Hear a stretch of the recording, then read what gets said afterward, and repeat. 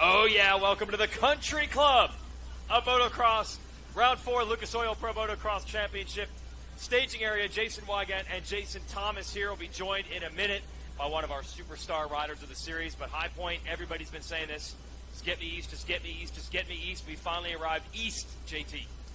Well, this is about as good as it gets. Perfect weather, and that's always the variable at High Point. You never really know what you're going to get, but it looks like we're going to get lucky. And we've been really lucky throughout the season, so I'm excited to be here. My first time here was 1995, and it's an East Coast race, so I got to race the amateur day, be a part of the whole weekend, transition to the pro weekend, and so to come back in 2022, it's a good time.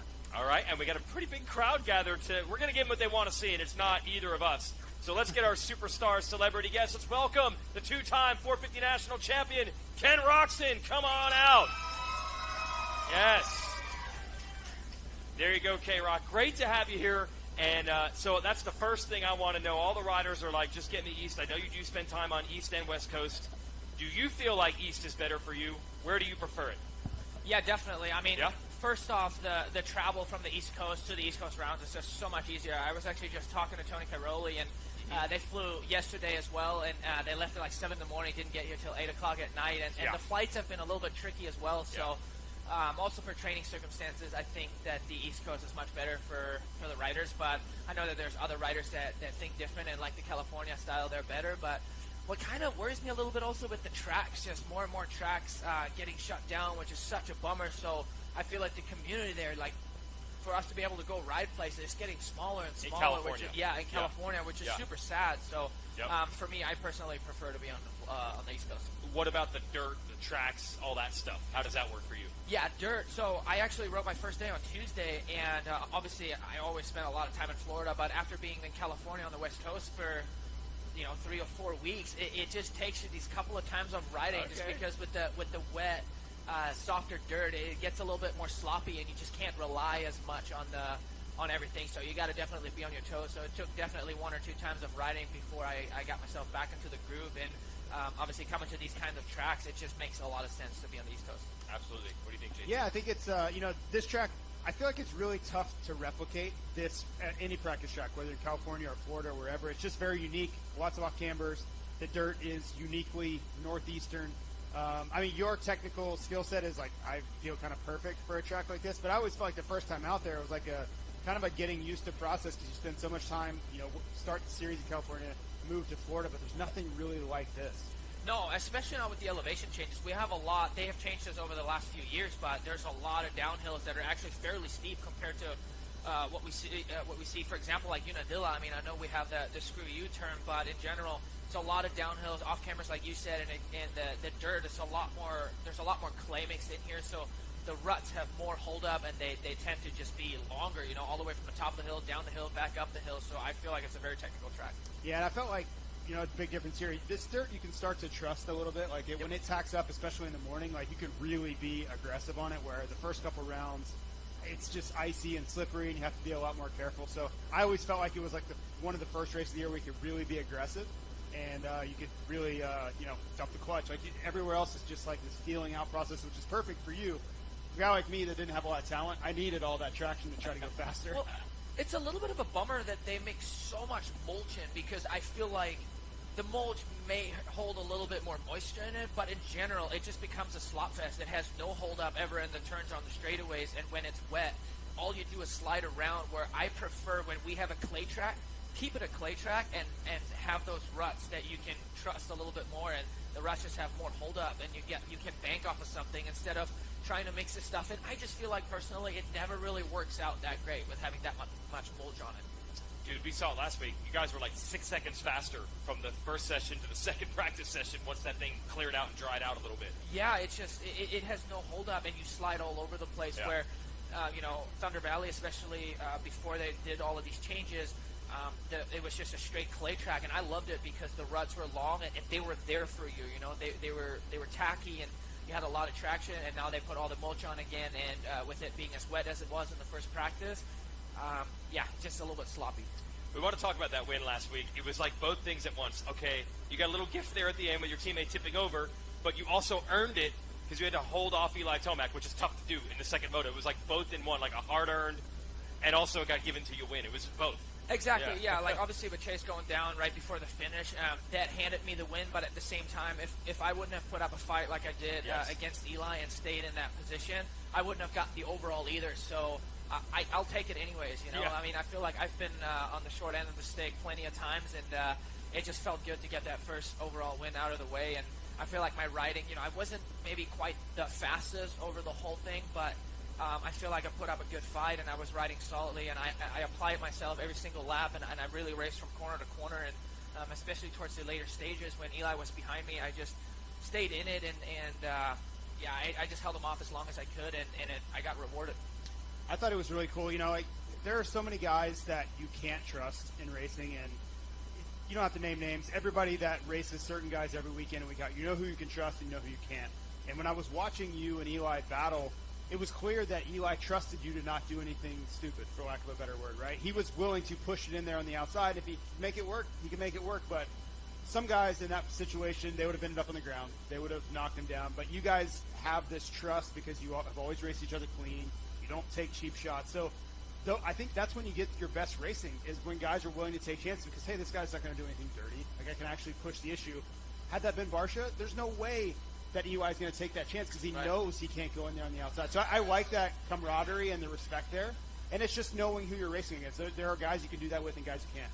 Yeah, and obviously the first attempt that he did, I was obviously a little bit farther behind him, but I still had the inside line, and I feel like if I wouldn't have taken that chance to kind of bump him out of the rut, I feel like it would have been another situation of me just kind of letting him by, and I just wasn't willing to do that. But like you said, me and Eli respect each other a lot. We've had a lot of great racing over the last few years, and really in our entire career.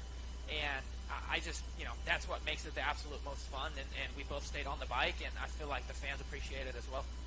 You came into this. Did you guys like that battle last week? Did you guys like that?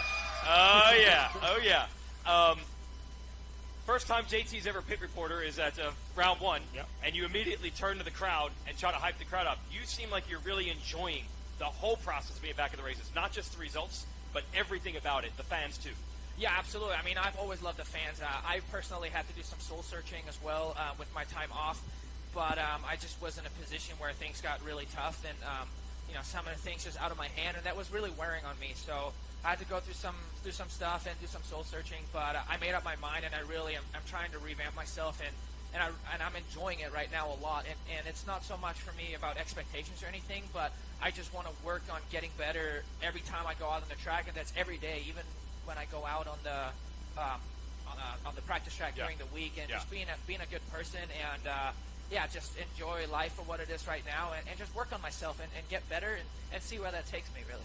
You seem confident coming into the season, but did it help you to, like, you felt like you could do it, but did it help you after last week to actually do it against Tomek? Well, here's the thing. I'm a believer in putting it out in the universe, right? Like, it wasn't so much that I'm extremely confident in that, hey, I am going to win or anything like that, but I guess one day I just woke up and I flipped everything 180 degrees, and like I said, I made up my mind and I wanted to do this again, and I trust in the decision, my actual strong decision that I made in my heart, and I put it out in the universe because that holds me accountable. And I mean, you know, I of course, in Hangtown I wasn't on the podium, and it wasn't so much about, hey, I'm going to go out and kick everybody's ass and I'm going to win. It was that I simply wanted to be at the highest level of racing, which I'm already at right now. Like, I'm battling these dudes for wins and podiums, and that to me is the highest level of racing. So I am fulfilling my dream again, and I'm on the right course, and I'm doing everything possible to be up there, and I will never take being on the podium for granted again either, because I was in some bad times, and it wasn't fun, and it really puts things into perspective. So I'm just glad where I'm at right now. I'm enjoying it. I'm enjoying it with my family, and my enthusiasm is there, and I'm mentally there, and I'm physically getting better, and it's really just a working process that I'm enjoying right now. But did it give you that little extra boost to be standing in the middle of the box? Oh, it was unbelievable. Like I said, I'm mentally in a good spot where I was able to just push my limits more and more, and then get rewarded like that. And that, you know, I may have not shown it so much emotionally, but that was really special for me, because that being in that position, it felt really far away from me at one point. Yes. And I am back to being there and just being on the podium in general. So it meant a lot to me in my heart, and I'm going to continue fighting to put myself back in that position, and just kind of, I'm along for the ride and see where that takes me again. I That's cool. So when we're going into last weekend and it's saying the temperatures are going to be in the high 90s, and we know it's at 6,000 feet and all these things, and Weege and I and Steve Mathis and all these other dummies that are in the media, this is our job, to make up storylines and talk about things, what if. And we're always wondering, like, okay, Kenny's one of the best riders we've ever seen. He can win any given weekend. If it's really hot and we're at altitude and all these things, are we still going to see that same level? And you won. So that, I think, for everybody who was asking questions, not even doubt, we're just generally asking questions, I thought you provided a pretty strong answer there. So I don't even know if I have a question to back that up. It was just an observation that we kind of had. Was like, man, I don't know. If it gets really, really hard, is Kenny still going to be that same guy that's winning motos? And so far you were. So kudos for that. Yeah, no, I appreciate it. I totally get that. Like, I tend to it's not even that I'm getting mad, but to me at this point, I'm using it in the right way, and it's all about fueling the fire, and it really is. And I'm doing that in my head, and like I said, if I wouldn't have done all that work, and honestly being in the dump, like how I was at one point, for me personally, I wouldn't have been able to do it, I think. So right now, just where I'm at mentally and physically, I just trust in whatever I'm doing, and I'm also, I don't ever freak out. Like, if I'm not feeling the greatest or whatever, I used to be like, dang it, like, because I'm always trying whatever I can, but I tend to not freak out about that because it's all about what I can do that day, because at that point, I can't really change it anyway, and I just really want to put my heart out there, and whatever I get doing a Saturday race day is what I'm going to work with, and I'm using that as fuel in a very positive way instead of getting down on myself and throwing up all these question marks. And I've learned, I've learned that in the recent months, and that's where I'm at right now. Yeah, and I think there's something to be said for, you can only control what you can control, right? You try as hard as you possibly can, and if things don't go your way that day, there's nothing you can do about it because you would have done something about it in that moment. And there's just something you have to live with in that. And honestly, as a rider, it's just so hard to accept when you work your butt off and you try everything you can, and you're being held back by a virus that is for people really hard to understand, because it's not like you're having a broken arm. People can look at you with a cast on and you have a broken arm. So people can't really see what I feel, you know what I mean? So it's very hard to understand. But I've also learned to deal with that, and I don't really race for anybody really but myself, right? So again, whatever I get that day, and I've just learned to take it for what it is and ride with it and race with it and try to make the best of it, because we have to be good for 12 rounds. And if I tomorrow don't feel that great and I'm not doing, I'm still going to put my heart out there, because every single point counts. One thing that's got to be boosting your spirits, I've seen this buddy thing building with you and Tony Crowley. You never really got a chance to race each other back over in Europe. Your kids are hanging out every weekend. Your old buddy Ryan Dunchy's back at the races. It's kind of a fun summer to be back at it. Totally, and it's a little bit weird, right? I feel like the vibe this year is completely different, just with having Dunch back and Tony over. Me and Tony have been friends for a long time, and like you said, we never got to race each other. We were always on different continents, so I really haven't gotten to spend time with them for a really long time. I've also known the wife for a really long time, since I was like this tall. Oh, wow. And so we've been having the greatest time, especially with their kid Chase and my son. They've been playing like crazy. We're actually parked side by side, so which makes it even cooler. Dunch back, and I don't know if anybody know, but last year he was helping me out a lot. I was on the phone with him almost every week, and now we're racing each other again. Wow. But it's all in good spirits and as a friend, right? Like, we've just had this communication been going on for a long time, and even this year before throughout Supercross we have been in contact. So the vibe is just a little bit different, and I'm just stoked to be racing both of those guys again. And it seems like the fans love it, because obviously having Tony over here, I've heard a lot of good feedback for him, and he wants to keep racing and see what it gives him. And he's, I mean, not to say that he's old, but in this sport he is, and he's absolutely ripping. So that's a big hats off to him, and I'm just enjoying the whole thing. You guys pumped to see Tony Crowley going to be racing tomorrow? Is that cool? Yeah, the 9-time world champ. We're excited to get him a High Point. I think we're like, you're going to like this one. He's probably going to like this track, I would think. Yeah, I think so. I mean, again, with the ruts and stuff, it's probably going to be feeling a lot more like a Euro track. I mean, if you see some of the French GP, like in Ernée, it's a lot of steep, tighter technical sections with clay and ruddy type stuff. So I'm sure he'll be plenty good. All right, we got an awesome vibe. Let's send Ken Roczen off with a big cheer. Let's hear it for the 94. Yes. Thanks for stopping by staging area. We'll let you go hang out with the Crowley family again over in the motorhome section. And they're all going to put on a show for you tomorrow. I think we're going to take a break here on staging area. We'll take a break, and we'll be back. We're going to bring Brock Glover on to do some more bench racing as we get ready for round 4 of Lucas Oil Pro Motocross tomorrow.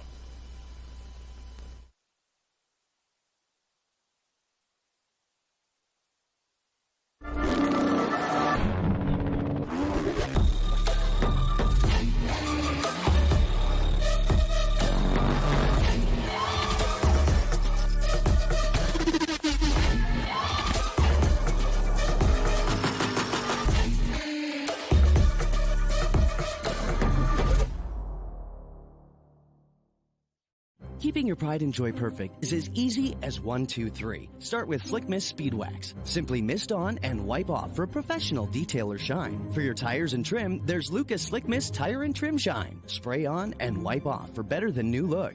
Then finish her with Lucas Slick Mist Interior Detailer. Just spray and wipe. Easy. Use Lucas Slick Mist Car Care products and she'll never look better. Fast, easy, and professional. Really, it's sort of like having an extra set of hands. Or 3. Who's it going to be after 30 minutes and 2 laps? Heart rates are absolutely pinned right now. It is on right now. Map TV live coverage. Lucas Oil Pro Motocross. How can you not respect the grit, the heart, the effort? Chet Lawrence is the 2021 Lucas Oil Pro Motocross champion. The Lucas Oil Pro Motocross Series. This year on Mad TV. Welcome back to the Monster Energy stage. It's the staging area for round 4. Lucas Oil Pro Motocross, Jason Wygant, Jason Thomas. And now we bring the Golden Boy, the 6-time national champion, Brock Glover in. We'll be working with you all day tomorrow. Back. Got another shot at TV. Got to be looking forward to it. Unbelievable. Something happened. I guess they didn't change the locks on the door, and I walked in and said, you're hired. But I am going to change my name to Jason because it seems to be apropos. Got to fit in. If you're not named Jason, can't finish. And the last time I was there, Jason Anderson won. So I really was feeling left out. Yeah, sorry. We're taking over the sport, the Jasons. I'm happy you're getting another shot here at TV because I feel like from the beginning of the day to the end of the day, you had figured out so much, and you're probably like, man, now that I learned all this, I want to do it again. It was actually really exciting. I mean, I expected it to be difficult, and you guys do an unbelievable job. I can't even give you guys enough He's props. brand new, dude. Don't go to him. You're doing you're on the spot, and it's amazing that some of the things you pull up, and I know you do study, and you make it look easy, but you do your homework. You, on the other hand, no question. True, unbelievable, Thanks. Professional, and great job. He's So, cracking the whip point on it. was, got to go in there, get another shot at it. Our buddy Damon Bradshaw's not really feeling 100%. Bummer. I was asked I was going to be able to kind of come in and be a co-host with Damon, and then when he didn't show, I moved into the full-time spot. So, really excited. I thought it was going to be difficult. It was harder than I expected. It's an odd thing to call a motorcycle race when you're only looking at a 32-inch monitor and you're trapped in a trailer. You can't see out the window. You can't see, but now I kind of feel like I'm getting better at it, so I'm looking forward to it. Awesome. Now, normally we'd bring you on and say, like, talk about High Point and great memories here, and we will get into that. But as we look at today's track map, there's not a lot similar to when you raced it. They've changed almost all of it at some point. Well, first of all, this stop on everybody's schedule was always such an event that all riders really loved coming here.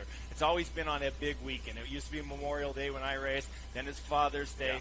Great crowds, camping, all the things that we love, and just I don't want to call them rowdy crowds, but enthusiastic crowds. Okay. And then we came here, and the changes they've been making each year, and I mean, I look out over the track, look out over the pits. They've improved the pits, improved the ground, much better spectator flow. I mean, this is going to be fantastic, and we all love the dirt here, so it's going to be fun. Yeah, you mentioned that spectator thing. I mean, when you guys are racing here, you're in the darn woods. Like, the only people that saw half the moto were you and the guy you were battling with. It was like back there and just surrounded by trees. It wasn't quite that bad, but I did take a trip and a little nap down in the woods one race in 1983, but thank goodness they didn't have concussion protocol back then, or I would have never won that championship. Speaking of those trees, true story.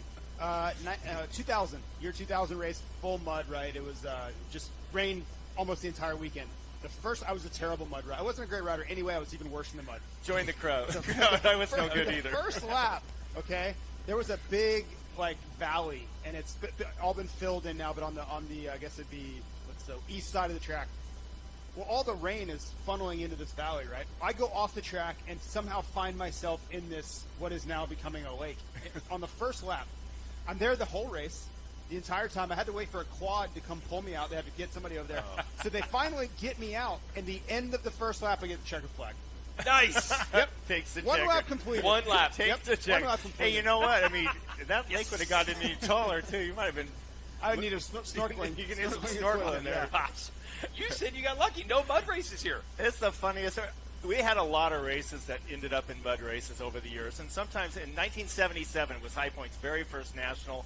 Tony DiStefano, Pennsylvania's own, but from the other side of the state, won the race. And from the very next year, from 1978 on, it had multiple classes. I think from 78, I think to 85, it was a 250 500 championship, and then they added, the 3 classes for a few years. And I remember it would alternate. 125s would start first, then 250s would start first the next week, and the 500 would be third. And every third week, you rotated through. So whoever drew the short straw that week, and I was on a team in 1983, was Ron Lachine, myself, and Rick Johnson. So we were the Cajon zone. All 3 of us were on factory Yamaha, so we flew together. Ronnie was 16. He couldn't rent a car. Rick was probably 18 or 19. So Brock was the elder statesman of about 23 years old or something. I was supposed to watch these guys, take care of them, and give them rental car rides. So whoever was the last one, we would help them pack their gear, get it in our rental car, and then when the race was over, they got dressed in the car. They went right from the track, wiped their face off, said bye to their mechanic, and we were off our way to the airport because the races were long days. And I remember the one year, the skies opened up as soon as I crossed the finish line. The last moto was a complete lake, and I think Rick Johnson was last, and Ronnie and I looked at him, told his mechanic he's going to have to get his own ride. We bailed out. We left him. There's no way we could have gotten out of the parking lot if we'd have hung out. So RJ loved that. So RJ loved it. That's not the only time we did that. One other time we did it by mistake, kind of, not really. I mean, in St. Louis, he was the last race, and unfortunately he fell and dislocated his hip. And when we got to the airport and Ricky never made it, we were looking at each other, and the next morning we found out, unfortunately, he was still back in St. Louis on the dislocation. So it was, I got lucky, High Point, I never had to race a full mud race here. Now, you showed us a photo this week. Down to the wire. That's what everybody wants to see. Battle down to the wire. You've got some fun memories here. Oh, absolutely. I mean, David, I had lots of fun memories here. I love this track, love this track, and I think I maybe only won the overall here maybe once, and that was very frustrating for me because I battled quite a few times for the lead and never could close it. And the year that I had the trip down into the trees was one of the years. 84, David Bailey and I just fought tooth and nail both motos in riding that beautiful Airhammer 490 YZ, and I got the first moto, but David got me in the second moto, so he got the overall. But High Point was always one of my favorite tracks. You know what? This place, I'm watching him do it right now, but when I first started coming here, the first few years I was here, Big Dave Coombs, in between motos, would get in that tractor and drop that disc and make this dirt, like in the afternoon when they would disc it, was unbelievable. Like, you could turn on a dime, you could be as aggressive as you ever wanted to be, and I stand by it. When this place is perfect, like I think it's going to be tomorrow, it has some of the best dirt on the planet. It really does. Yeah, I completely agree with you, Jason. It's the first turn, the whole start around that sweeping turn, racing back down that hill, and they'd always disc the first 2 or 3 sections there, especially on a 500. You had so much power at your wrist or your throttle hand, and come around the corner, second hand, right hand corner, and just pin it and come up that hill, and just great memories, and we all loved racing here. Weech, what are your racing memories? I got some from this track. They're not good. They're not good. I might end up in the same lake you did. And then when I was like, it's time to start learning how to jump, let's just do it on Bradshaw Boulevard. That's how you learn, right? No. Just go for it. No. I ended up with 2 broken ankles. That's how you end up with that a day. dislocated hip like RJ. Yeah, exactly. Well, I ended up with 2 broken ankles, and I was able to ride up to my truck and just fall down from the motorcycle to the bed of my truck and say, time to go to the hospital. He's got a knee brace on now. He's talking about broken. Yeah. So talk about that Bradshaw Boulevard there. Yep. Remember the year, the gigantic, they had a couple of years they had some pretty big doubles there. But I remember specifically there was one really big double, and I also remember vividly Ricky Carmichael out jumping James Stewart, which rarely happened coming up there on the finish. But tell us about that big double. Yeah, so that was 97, and just on Saturday, because it rained all day Sunday, so nobody even got to try. But Saturday, they used to have qualifiers back in the day. It was a 2-day format, all these things. Well, I remember I had to qualify that day, but I would go out and I would watch the factory guys in their practice. And Brian Swink, may he rest in peace, was jumping some double that they had. They didn't even build it to jump. This was not something they're like, oh, watch this. This is going to be cool. No. Brian Swink decided, I'm going to put 2 pieces of land together and bridge the gap. That was not supposed to be done. And I'm not kidding. It was one of the most impressive jumps put together I've ever seen, to where, he was doing it, but, McGrath, Emig were like, nah, We're good. But it's just like, it's a part of the legacy of Bradshaw Boulevard. It's stuff like that where it's like, that wasn't supposed to be jumped. That wasn't even it wasn't even an idea, and somebody put it together. Well, they jumped right over here when Ricky Carmichael jumped the tunnel jump and turned that into a double. Yeah, jumped like 60 feet over, and it was like a double. Like incredible. And then finally somebody got the stopwatch out and realized it really wasn't that. He was up in the air so long that it really wasn't. It was barely like a tenth of a second faster, and like, it's not worth it. But did you ever jump that tunnel jump? Not like that. No. Okay. No. You're talking about right here. Yeah. Across the thing. Oh, here we are. Gosh, I'm in the wrong spot. I've done this tunnel jump. I've done that one before. But I thought you were talking about when Ricky on Bradshaw Boulevard. Right here. Yeah. This one was always like tricky because you had to go out, you had to go outside and set up. But I always felt like it was kind of like a power move. Like if you were doing that double, you were like in the cool kids club. So I typically wasn't doing it. I remember that went from not jumpable, then Carmichael does it, and then the next year he and Wyndham are jumping it side by side, leaning over on each other in the air, making a jump that wasn't jumpable look easy, just like that. Yeah, evolution of the sport, right? That Kevin Wyndham guy did that a lot, didn't he? He made stuff on motorcycles. Yes, that's true. Looks so easy. He's like, he's beautiful to watch ride. Let's talk about what we've seen this year. I am arguing that these first 3 rounds, it is as close and competitive as we've ever seen, whether it's the 250 or 500, whatever you want to consider the premier class. I mean, Sexton loses 2 motos by about a second and a half total at Hangtown. And then last week, the lead changes hands on the last lap. The previous moto before that, Tomac, comes from about 8th to 1st. The racing has been unbelievable this year, Brock. It has, and you talk about Sexton losing those 2 motos just by a second and a half combined. That would have been 4 straight for him, and that's how close he was to winning 4 straight. So we've had 3 different winners so far, and not one of them has a number 3 on his flag. I have a feeling that's coming. So can you think of the parity if we can have 4 different winners in 4 different rounds? So that's fantastic to have. You guys think a Tomac win might just happen? Is that possible? You think that's... You think so? Okay. All right. Got some Yamaha fans here. There we go. Okay, he's got some Yamaha fans here.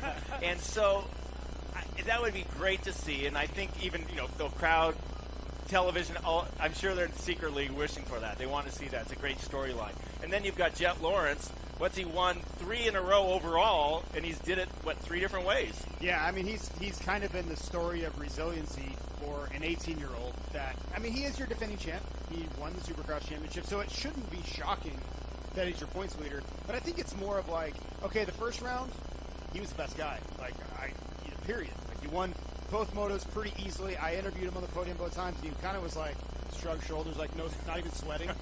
The second moto, he looked like death warmed over. Like, he was so sick. He looked sick. Like, you can see when somebody's pale, they don't look well. That was him. Still gets the win. And then last week was kind of a hybrid between the two. Like, he just didn't do anything wrong. He put himself in good position, gets the job done. It wasn't a dominant win by any means, but that raises the question, if he's going to win like that, what happens on the good days? Yeah. How are they going to stop this kid? You made the point. You looked at the lap times after Hangtown. He was 4th or 5th fastest, maybe, at best. He just did 1 speed the whole moto, and everybody else handed it to him.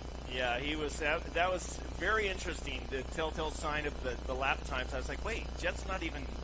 He's not even close to being the fastest lap. And he just was steady Eddie the whole time, and that's all it took to win. And it's like, okay, that's fantastic. And then last week, for the first time in his young pro career, Levi Kitchen gets a whole shot. And all of a sudden, okay, then he qualifies, I think, 10th. And then partway in the moto, you're like, okay, here's this rookie, gets the whole shot. We've seen this story before where the rookie gets the whole shot, leads for 10 minutes, and then the champion goes, okay, that's enough, kid. Time for you to step aside.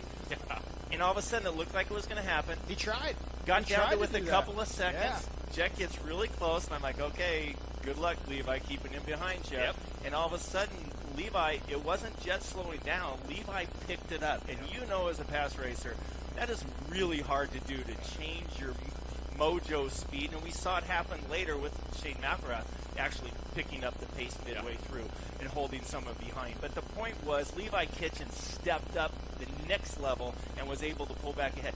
Not something you normally see from somebody who qualifies 10th and then goes out and actually pulls back ahead to a convincing win.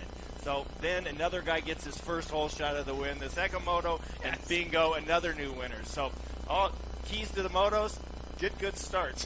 Hard to argue right now. I think that's really, like, you touched on something that's really important there. Like, the physical side, incredibly hard to win. Like, it goes without saying. We all know how fast these guys are going. But mentally, you know, when Levi gets out front, everything's going great at the beginning, right? He's used to winning. He's won his whole career as an amateur. Like, that is a normal reaction. But when Jet starts to come, like, there's this internal struggle because he's used to getting beat by Jet. He knows Jet's the defending champ. He knows Jet's the points leader. He knows Jet was Supercross champion. He gets all those things. So when Jet is coming up on him, your natural reaction, anybody, I don't care who you are, when you haven't won, is to like, oh, this guy's going to get me. He's going to get me. It's a matter of time. And for him to say, nah, not today. Not today or not. That showed me something. And I'm not saying he's going to replicate it, but that's very uncommon for somebody to be able to do that. No, it shows what's inside. I asked Levi today, I'm like, does anything change? And, you know, most riders always say no. I just went back and did the same thing. He said, yeah, now I know I can do it. And obviously, during the Moto, it sure looked like he knew he could do it anyway. But we have to account for him if he does that again. Certainly Hunter, we'll talk about him in a second. One other rider that has been absolutely flying, he might be the fastest guy over the last couple of Motos, is Michael Mosiman. And we crashed away the overall at Hangtown, or shot at the overall, and we've seen him throw it away before. Thunder Valley was bike problems. Erase that from the record, I don't know. He might be the fastest guy over the last 4 Motos, so we've got a couple more contenders than 3-0 Jet Lawrence would indicate. I can't even imagine the amount of dadgummits and doggonits that were coming out of Michael Mosiman's mouth when his bike was malfunctioning at Thunder Well, Valley. let me tell you, that almost changed to something a little spicier than that. After the race, the Dunlop truck was right across from the Husqvarna guys. They've gotten to be my travel buddies. We fly in and out of San Diego every week. They fly the same airlines. We're on the same flights. And these are the same 4 or 5 staff members that work. So I walked over. We were chatting a little bit, and here comes Michael Mosiman. So I made the mistake of saying, oh, man, great ride, good shot. You get it. You really did good. I mean, did the elevation get to you a little bit? And I thought I might have well told him his mama wears army boots and his sister and his girlfriend. Venomous look came out of his eyes. It's like, I didn't get tired. I physically was fine. It was bike problems. And it was like, 2 years in a row. And he has. He's had 2 years in a row. So I looked at my buddies at Husky. I'm like, you guys are all in the same compound. You're all the same company, the KTM group. You guys run the same fuel, or was it fuel boiling, or what was the deal?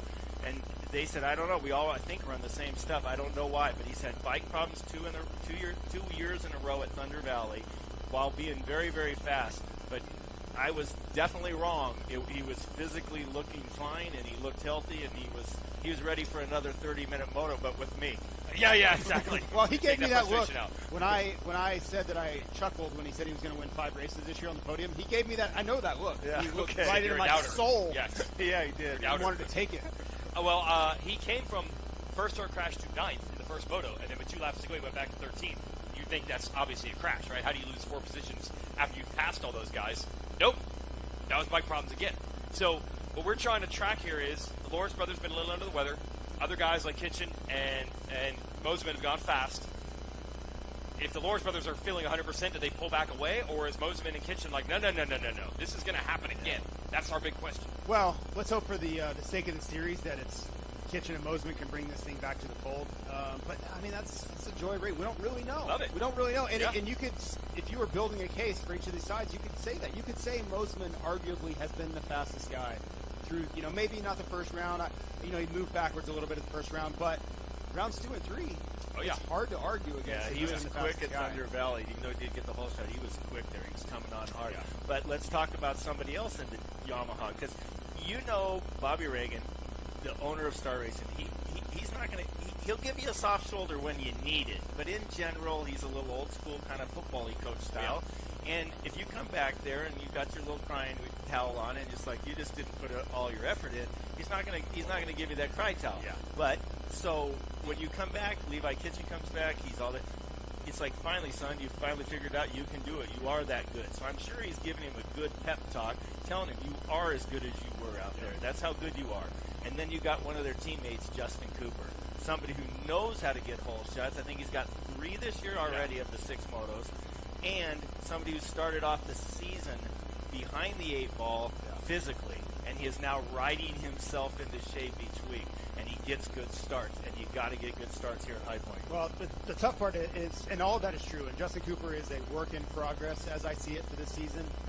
In a month, I think he will be battling for each and every win. I truly believe that. But The problem is he finds himself 39 points down after 3 rounds, right? Yeah. And this is what he faced last year. Different circumstances, but he went into the last round needing a miracle. He almost got it, but he needed a miracle from Jet Lawrence, and he went 1-1. He did everything right, and it wasn't quite enough, and he's building that same situation for himself too. So I think this weekend is pivotal. We're back in the Northeast. He's from New York. This dirt should feel a little bit more like home. I believe that this track, if you get a good start, it's a little bit easier to stay up front at this track than some of the other ones. So maybe this could be the turning point, because if he is truly going to be your 2022 Lucas Oil Pro Motocross champion, it has to start soon. He's got to start chipping away at that lead, being 39 down. Okay, putting you on the spot. You're Justin Cooper's rider coach right now. What are you going to tell him for tomorrow? I fire myself because I'm not very good at riding. That's step one. Step two is... Okay, you're a psychological coach. Okay. No, I think you're good at that. You got an ironclad contract. I think the biggest thing is he needs to remember who he is. He has been a podium guy in this class since the get-go. Since Unadilla's first round, like he qualified second that day. That's who he is. He just needs to live up to who he is. And when he gets the start, remember that and try to get away. He was so good at that in the past. First lap, sprint speed, build a lead, manage it. And he really hasn't been able to do that quite yet this season. So I think that's kind of the first step. All right. If they can hang in there, 50 points are in the line every weekend. 39 sounds massive, but it takes one mistake to get more than half of those back almost instantly. So, well, and the other thing, you can also ride. If you're 39 points down, what do you got to lose, right?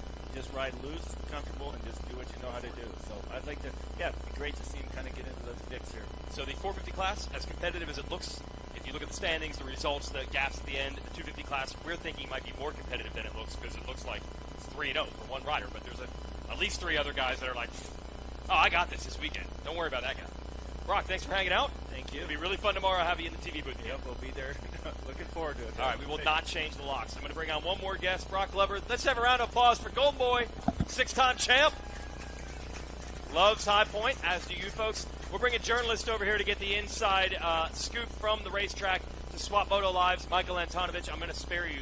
Do you think if I try to get the crowd with that set on to pump you up, are they going to pump you up, or should I not even ask? Don't even worry about it. All right, we're just going to have Anton. Anton from Swap Moto Live. We're looking for the inside scoop and what you get in the trenches, talking to the riders every weekend. The first thing I want to know is this. Chase Sexton, bro. Chase Sexton. He has thrown away several of these. He knows it. He said he's not going to do it again. He was adamant about that last week. Yeah, so that was the vibe you were getting.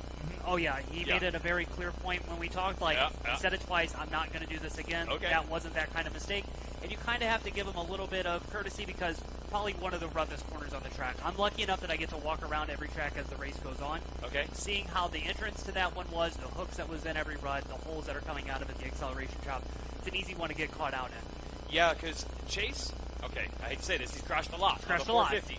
And he always says the weird thing is it's like everything will feel good and I will just lose traction out of nowhere. Yeah. That was not that. It just seemed like he was unbalanced going all the way in. Yeah. Like, never settled, and that was it. Whereas other stuff has just been the high sides and totally where you could see the bike, no confidence there. No traction. So, JT, can he put it behind him? I know if you did that, you would be a rider coach, and you'd be paid a lot of money if you could just solve it. The tough part is that every time that happens, it reinforces a trend. And it's not like it's something that is just like, oh, he can't finish last lap. He's going to be thinking about it, is the problem, right? It's something where there's no explanation for why that happened. He could go through that corner 100 times in a row, probably not have an issue. But something is going on in his mind where, I would venture a guess that it's like, don't screw up, don't screw up, don't screw up, don't screw up, the entire time, right? And that's not how you ride at any other point in your life, that last lap. So he's probably doing things different. His body position's different. He's not attacking the track like he normally would. Like, all those things are culminating in a mistake. So something's got to happen in his mind where he's just like, what are you doing? Like, I guarantee you he doesn't crash during the week. Maybe one crash a month or something during the week. It's not something that's normal to him. So to me, in my mind, it's 100% mental. Something is happening where he's thinking too much. And that sounds crazy. Like, of course they're thinking, but a lot of this is reactionary. These guys just go on instinct the entire race. And when you start thinking about something else, your mind gets distracted. You're not focusing on what you're doing, and that's silly mistakes. It's not huge mistakes. It's silly ones. I'm glad that you brought that up, JT.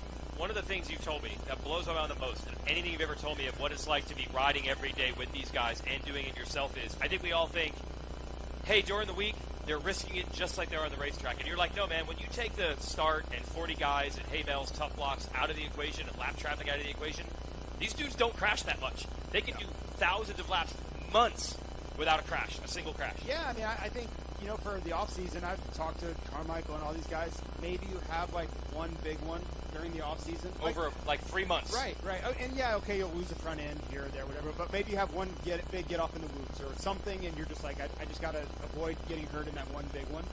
At the races, just like you said, there are so many other variables that you don't have. Other people, tough blocks, at Cheruby's track markers. Like, there's just all these things that can grab you and cause you to go down that aren't your fault. Not to mention, if you're at a practice track and things aren't going right, just jump off the track. You just pull over. Yeah. You can't do that in a race when you're battling for the lead. So, yeah, it's tough. I back to Sexton. I'm sure he's sick of hearing about it, right? He probably just wants to get out there and fix the wrong and not do that again. And that's why he was so adamant about it, because he knows in his mind how silly that was. Like, he could go through that corner 1,000 times in a row, and that's not going to happen. And it's to the point now that he knows people are going to start bringing it up. There's no more denying it. There's no more anything. Because I even said, like, people are going to ask you about this. And he goes, yes, I know, and that's why this can't happen again. To the point that you said, too, about doing so many of those practice laps. I watched Chase at James's place last year during Supercross. He never put a tire wrong all day. I've talked to practice bikes mechanics. They never time out parts. They just time out parts over bending them up. There's a lot of that perfection, to your point, where they can just be in the repetition and in the flow. But then to come out here, it's a completely different beast. Yeah, it's adrenaline. It's lots of it's everything. You know? Yep. And the other thing about Sexton is when the fans see him, and when you see him on camera and doing his interviews and whatnot, he's pretty cool, calm, collected. I've heard that behind he's as competitive as it gets, and he's hard on himself, he's hard on his team, he's hard on everybody around him. We consider it growing pains, and hey, he's going to figure it out, and it's a matter of when, not if. I don't think he's seen it that way. Like, I remember 2 years ago when he was first in a 450 class, and he was mad about the way things were going, and everybody on the outside was like, hey man, these guys have been doing it 7 or 8 years on this bike. You've only been on it a couple of months. He doesn't accept that. That's how gnarly of a competitor he is inside, probably more than he lets on. I think, too, once he proved himself as a 250 rider, so many people were doubting him. Yes. Oh, he lucked into the Supercross Championship, this and this. His first race he didn't even get to do because he breaks his femur. So he does have a history of these things happening, but at the same time, he's worked very, very hard to overcome that. There's still pop-ups and occurrences where they are there, but fixing that stuff, that's what it's going to take for him to be a champion. Once he has that, he is the total package for right now. Well, wait, I mean, the Honda team is 1-2. They left the first round as dominant as any team could ever be, and they do still sit 1-2 in points. Obviously, the picture looks a little different now that Eli Tomac's got a couple Moto wins. And you got to expect Jason Anderson's going to bounce back. It was kind of quiet last weekend, but you got to figure he's going to be motivated to get back in this thing.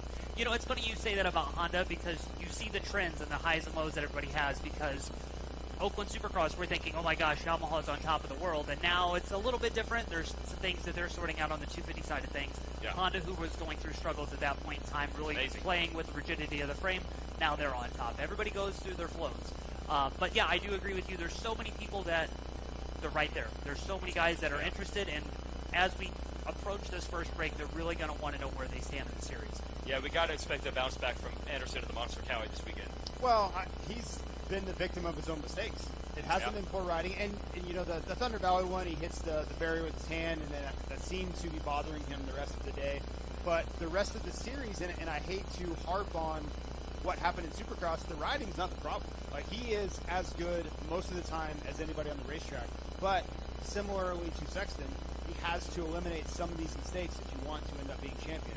In Supercross, he won 7 races and wasn't champion. Like, that doesn't happen very often. Like Bradshaw 92, like, there are very few times somebody wins that much and is not your champion. So when you look back and say, okay, how did that happen? It's the same thing that kind of happened at Fox Raceway, right? It's those little things where you, instead of going, I don't know, 3-3 on the day, he went 4-8. That adds up to a lot of points at the end of the series. It's interesting to see where they're taking the bike right now, too, because even said, we put so much emphasis on Supercross at the tail end of it that we didn't think about national testing. Yeah, they have Brock there to do a lot of work, but it's still 1 or 2 steps behind once it gets to Jason. Brock went to New Mexico this week. They put in some training motos together.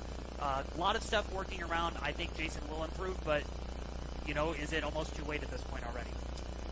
I don't think so. For a championship. Well, and guys are leaving the door open. Tomac had a really rough opener. Sexton is making the mistakes that we previously talked about. Kenny's been really good, but it hasn't been dominant, right? So no one's really checked out of the series yet. If somebody had gone on like a 6-moto run right here, you could really put some points into some guys, but it's kind of been all over the map. So while Anderson, yes, is behind, I haven't really seen anybody step out front and be like, okay, I'm the alpha, I'm going to win all these races. That's really going to eliminate somebody like Anderson through the first 3. Yeah, there's plenty of time as far as the amount of math, especially when there's so many other question marks than everybody else. That helps. And then there's the next group, which really is that most intriguing group of all, the Red Bull KTM riders of Ryan Dunchy and Tony Crowley. Now, look, he's going to admit this here. We'll get security when you leave the stage. You love Europe. Yeah. You're a Europe-style guy. Oh, yeah. We'll get you security so you can walk out of here safely. I like it out will here. Attack you. Oh, you okay? Oh, yeah, no, I get to drive to so many of the Nationals, and I've been big American guy now. Okay. Oh, he's turning a little more American. No. The first question he asked me when I saw him like an hour ago. How was Europe? Of course. How was Europe? The first question. It's been a while since I've been there. Anton loves Europe, so now Tony Crowley is here. I think everybody enjoys this from a spiritual thing. It's awesome to have him here. He's a friendly guy. All the riders love hanging out with him. We had Ken Roxon on the beginning of our show. Their kids are hanging out. That's cool. And it's not just about results for him. But at the same time, it is a fair question. He's getting a little closer each week. Maybe he leads America with a podium. It's certainly in the realm now. Oh, this is a hard pack track. A lot of people don't think that. Tony's practice tracks in Italy, very, very hard pack. He could be pretty good. I think the scoop tomorrow does not work tomorrow here. I bet he goes for it in qualifying. Yeah. Because it'll be soft enough. But in the motos where he's been teetering on that edge of using it, I don't think you're going to be able to get away with it. Yeah, so Crowley, we think this will be his last race for a while. Maybe we'll get him back at the end. It ain't so, Weege. Does anyone know for sure? I don't even know if he knows. The hint they're putting out is 4 races, and I'm going to... It doesn't sound like he's going to be around, but I'm hoping there's a weekend off, pull out a miracle, come to Redbud. I know. Yeah. Even just Redbud would be so good. The Nations prep, all that. You know what the problem is with the schedule of this series? Each race is like, but at least get the high point. High point's really cool. At least get the Redbud. Just got to find reasons, right? Yeah. Like, hey, Southwick, you've ridden the Lommel. That would be cool. Well, Millville's a good one. You know he's hoping to be on Team Italy for Motocross Nations, I'm guessing, right? So you just got to, you need to get track time. You got to be there for Redbud, 4th of July, and we'll just go week to week. We'll just make something up during the week. I think you could make a case for every single track. Okay, he raced Fox Raceway, so maybe not the finale, but he does say he wants to race the Nations, so you got to be in shape all the way to the end. You can make a case for every other single track. Hey, you don't want to miss this one, Tony. Yeah. And Tony, prime Italian guy, and a couple of the other guys that they have, Team Italy could be very good, and you know that he wants to rep that number 1 plate very well. Yeah. So he wants in. They are the Motocross Nations champions from last year, and he plans to race Redbud Nations, maybe July 2nd, where they have the national there. JT, you were at the MXGP of Germany last weekend. Is there buzz about the Crowley deal over here? What are they saying? I think they were all just really jealous. Really? So I was in the home country of Germany of Ken Roxon. Yeah. Right? We have him. We poached him from their series. Okay. And now we have Tony Crowley. They're 9-time world champion. So it was more of a look of distaste at me, like I was representing America, and we have stolen him from them. So I'm lucky to have made it out alive is probably the most likely. And you gave him an offer he couldn't refuse in Italian terms. I actually saw his mom. I saw Ken Roxon's mom there. Really? Yeah, they're a race family. It's just, I think that's a missing component or underrated aspect is these Grand Prix, when you go around to them, when you go to one in each country, like that's the event of the year for them. Like that's their Grand Prix event, right? So everyone that's a moto fan, families go, everybody goes. Like these nationals are our national championship, but they're a little bit more of a regional event. It's just a different kind of vibe. So like anybody who has anything to do with racing, if you live in Germany, you're going to that event. Jealous much? A little bit. Then again, like coming to more of these nationals, coming on a Friday night, seeing the show that this has become, knowing that people are here, this is what we have to do to get to that point. Make this the destination where you want to come. I can't think of another place I want to spend a Friday night. Yeah, I really don't. Track, no. And you look out at over how beautiful this place is and how many people are into it, and just this is your chance to come engage with something you love so much. Of course you have to come. Yeah. What do I say about these national tracks? Every 80s movie had like the cliche of like the girl who just wore like jeans and a t-shirt, and then it'd be prom night, and all of a sudden they would emerge. Oh, look at this! Unbelievable how well she got. That's every national track when you check it out on Friday night. The track is so well dressed, so well primed. I mean, I wish you folks could get the view that we have of this track right now. We did this show in Hangtown. Same thing. We're on the hillside looking down on it. This is The old calendars that we used to look at. JT, remember those calendars? I've heard about them. I don't know. Okay. I don't know who did them. I don't know. Okay. Yeah, I'm not sure the branding this or track anything, but is untouched. It is groomed. It is perfect. The weather is great. We've got sunset coming on, like magic hour, as you know, as a photographer. Yeah. I mean, this is prime right now. It's unbelievable. And you know all the elements of High Point. You have the red scoring tower. You have the tunnel. You have the bridge. You have all this stuff. And then if you really take a step back, you see how much elevation is here. Nobody thinks about that. Oh, dude. But if you really step back and you see, wow, you go from this high to this high in no time. hey, true story. Just because the elevation. Okay, I mentioned at the beginning of the show, my first time here was 1995, racing 125 B class out in West State Intermediate.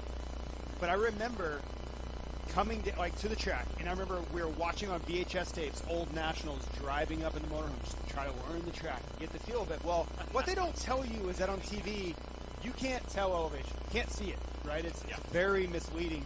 So I remember my first couple laps out on the track, I didn't know, and this sounds crazy, but I didn't know that you were supposed to gas it down the hills. I thought you just coasted, use gravity. There's not a lot of hills. No. So my first couple laps, people are just blowing by me. My dad pulls me. He's like, "What are you doing?" I'm like, "What do you mean? What am I doing?"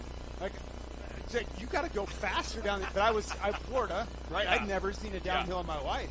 I was terrified of the elevation here, and I mean, true story. It took me years of just you acclimate and you get better and faster and stronger. But to your point, this track has a ton of uphills and downhills that if you've never been here, if you've never actually gotten to ride this track, you probably never know because all you've seen is TV. Oh, I feel it at the end of the day here. Yeah, Walking up and down. Oh, yeah, you feel it. Yeah, it's not the just the height, the top to bottom. It's how tight it is. It's how steep it is. It's how much elevation is thrown into a small space. And there's no flat section of the track, frankly, at all. And it's hard. It's really, really hard base, so it's just banging you all day on your knees and on your joints. So for these guys, too, they feel that hard base. They can rip it as nice as they want on the top, but underneath it's rock hard. I think when people think of racing a dirt bike, the craziest, wildest thing is jumping the big jumps. But JT, talk about those downhills. They have ruts, and then the worst part is at the very bottom. Yeah. And you cannot make a mistake. You cannot make a mistake for 300, 500 feet. Well, in 1995 style, it's easy. You get to the bottom, you're doing about 3-4 miles an hour. You just pick a rut, you cruise on through. At this level that we're going to see tomorrow, it's downright scary. Like it just is. Going, yeah, you come down, you don't have a lot of time. I mentioned it being reactionary before. It's just instinct. The biggest thing you have to make sure is that you kind of lift your toes up so you don't drag your foot through the rut, and so your foot pegs are going to drag. You don't want to make sure you don't lose your feet off the back like Tomac did at Thunder Valley last week.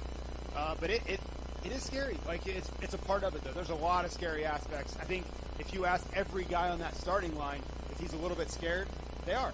It's just a part of the sport. It's also what gets your adrenaline going. It's also what makes it great. So I don't miss that. I don't miss grabbing a gear and holding it wide open down a hill and then hitting a rut at 30 miles an hour. But kudos to those guys because they're going to be doing it all day tomorrow. How much does it wear on you mentally to just be on edge like that for that long? We always talk about the physical side, but that's just mentally exhausting the whole way. I think you just get numb to it, right? You race, if you're on the full series, you're racing 29 times a year plus anything else you're doing. So it's a lot of repetition, but I think more now for me, I'm 10 years removed from racing this series.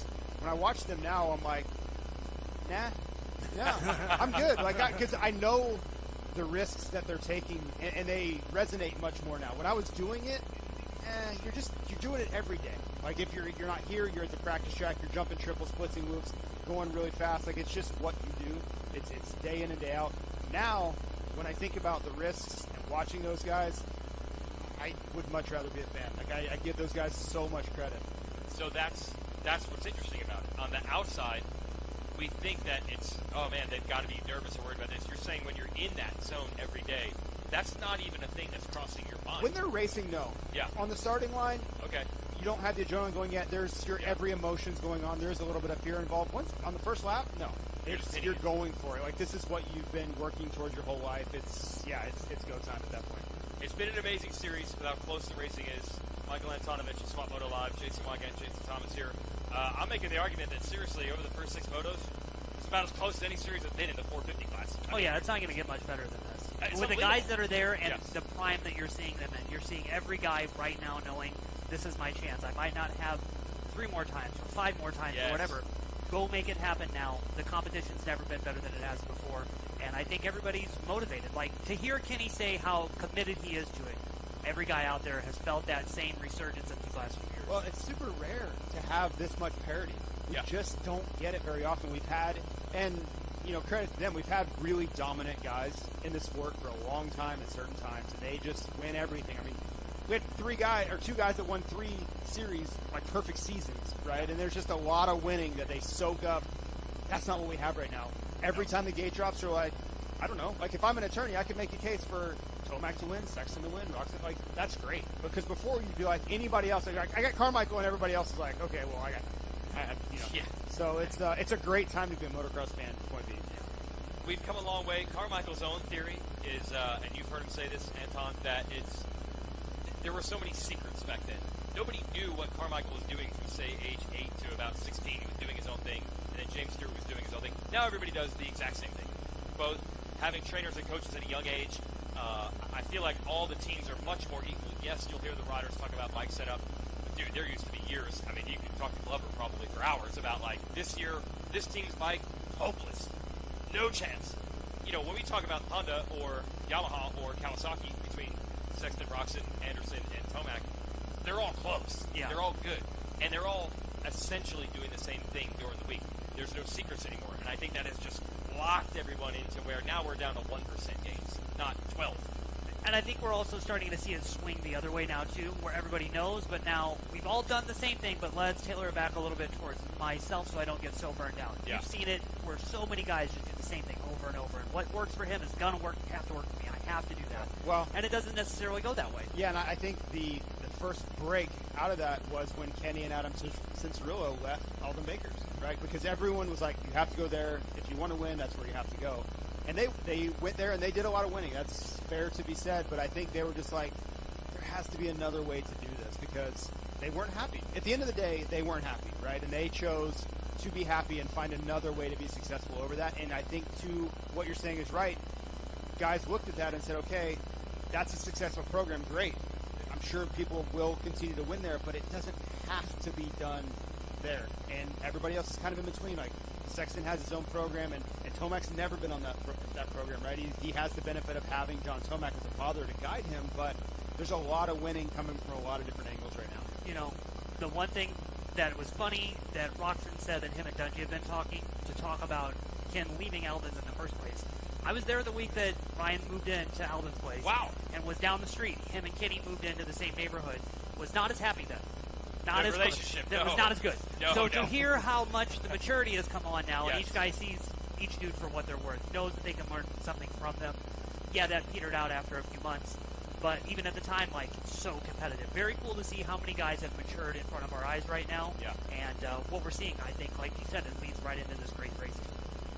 I wanted to say it when Kenny was here and we kind of ran out of time, but I love that he's talking to Ryan that way because, for one, I think the credibility factor of Kenny's going to absorb something that Ryan tells him much more than myself or you or whoever, right? Because he's been there, he's been under that pressure, he understands the championship dynamic and everything that's coming at him. And for Ryan, he's gotten an ability to step away, and he's really gained perspective. I know that happened for me, and not to the level of them. But you see things that were right in front of you before, but you couldn't absorb them. You just couldn't see it because there's too much going on around you. So I think he can share some of that with Kenny. When you're having a really bad day, like, you can share perspective, like, hey, you have this great family. Look at all the success you've had in your life. Like, it's gonna get better. Just because you didn't do well today, listen, you're gonna live another 50 years. And today is going to be a distant memory that you're never going to care about again, right? And some of those things I think are really important because otherwise you just get trapped in this, like, you have a bad day and it's like the end of your career. No, it's not. No, it's not. Guess what? A year from now, you're going to go win in Thunder Valley. That's what's there. You're always consistent with that, JT. When we're bench racing, texting, whatever, behind the scenes, you always hold up the guy's made tons of money. He's won tons of races. Not just Roxon, anybody in that mix of guys that are at the elite level, that won races, won titles, that are making a lot of money. You're always like, dude, stop. It's not that bad. Yeah. He's one of the elite riders. He doesn't need to be depressed about this. Well, and that takes time, right? Yeah. It does, and I was the worst. If I had a bad race, don't talk to me for 48 hours. Just don't. But now I have the same ability to step away that Ryan Dungey's gone through. And I can see, like, it wasn't that big of a deal, right? There's all this life and all this. There was a lot more racing to come too, and that's really hard. But if you're not willing to listen to someone like Ryan Dunchy that has been there, you don't really get it. It's led to banner days for us because we've got Anderson and Tomac and Roxon still in it, still just as good as ever. You've got young riders on the come up. You got Crowley and Dunchy deciding we want to take a crack at it. Banner time to the sports, everybody. So you want to come out and either watch it in person at High Point or catch us at Red Bud in a few weeks. Southwick, Millville, we're doing the whole tour. You really owe it to yourself to come to these races in person and see what it's like. Hang out with us on Friday night here at Staging Area, or watch tomorrow on MAV TV. I'm Jason Weiga. That's Jason Thomas, Michael Antonovich. Thanks for stopping by. Swamp Moto Live. See you tomorrow, everybody.